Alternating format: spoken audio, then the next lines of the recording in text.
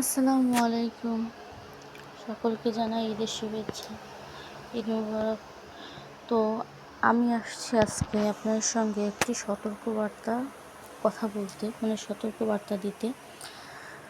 তো আমরা যারা গৃহিণী আছি, দিনে হোক বা রাতে কখনোই একা বাসায় থাকবেন না। ঘরে যদি একা থাকেনও, অবশ্যই চেষ্টা করবেন সবসময় ঘরে তালা দিয়ে রাখতে। কোনো অপরিচিত ব্যক্তিকে, চেনা হোক বা অচেনা হোক, চেনা বলে না, চেনা হোক বা অচেনা হোক, কোনো ব্যক্তিকেই ঘরের ভিতরে প্রবেশ করতে দিবেন না। আপনাদের হাজব্যান্ড বাসায় না থাকাকালীন বা কোনো মানুষ বাসায় না থাকাকালীন অবস্থায় কোনো ব্যক্তি আসলে তাদেরকে বাইরে থেকেই বিদায় করবেন। এই কথাগুলো বলার কারণ হচ্ছে গিয়ে,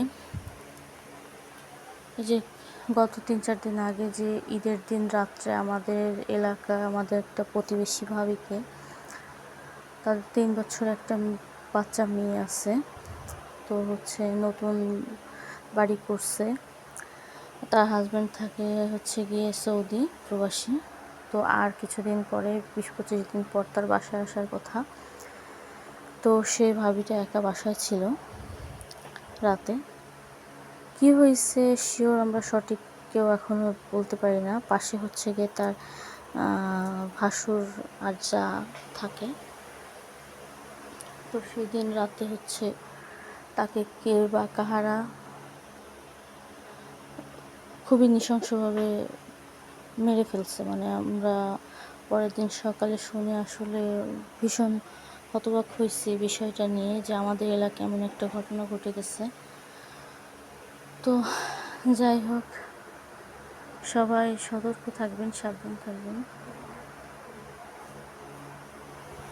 তো এই কথা ছিল আপনাদের সঙ্গে আমার বলা। তো খুবই খারাপ একটি বিষয় ঘটেছে, যার জন্য ভাবলাম যে আপনাদেরকে সবাইকে একটু সতর্ক করে দিয়ে। দেশের পরিস্থিতি ভালো না, সবাই সাবধান থাকুন, ভালো থাকুন, সুস্থ থাকুন। আল্লাহ হাফিজ। আমার মেসেজটি যদি আপনাদের সবার ভালো লেগে থাকে, অবশ্যই লাইক, কমেন্ট, শেয়ার করে সাবস্ক্রাইব করে পাশে থাকবেন।